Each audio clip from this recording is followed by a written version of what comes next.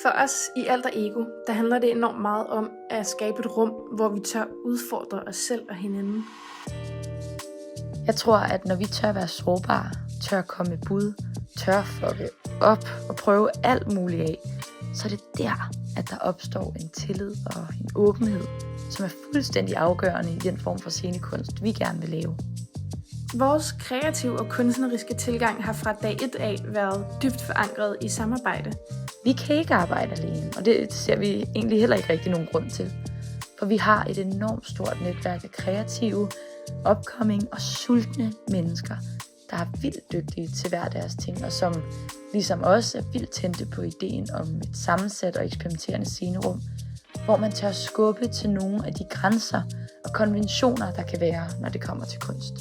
Vi oplever, at vi lever i en tid, hvor forandring og det at turde genopfinde sig selv, både som kunstner, men også bare som menneske, er helt essentielt for at skabe en bæredygtig fremtid for scenekunst og kultur generelt.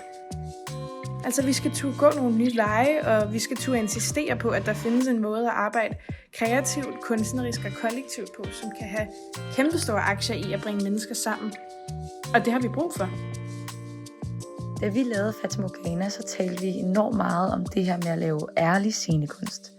Altså udover at skabe en sanselig mættende helhedsoplevelse for publikum, så vil vi også gerne love vores publikum og vores medskabere, at vi tør tage fat på de temaer, som i virkeligheden fylder for os.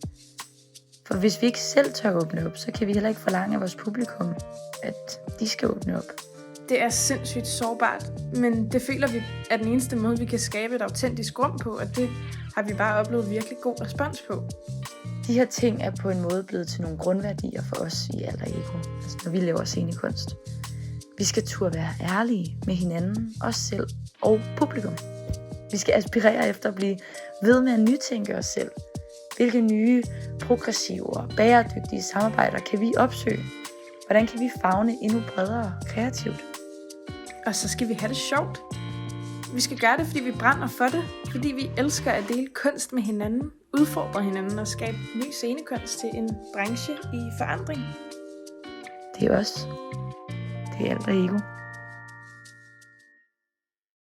Med den her forestilling, så kommer vi til at cirkulere omkring temaerne som ensomhed og relationer, performativitet, autenticitet og kunstighed.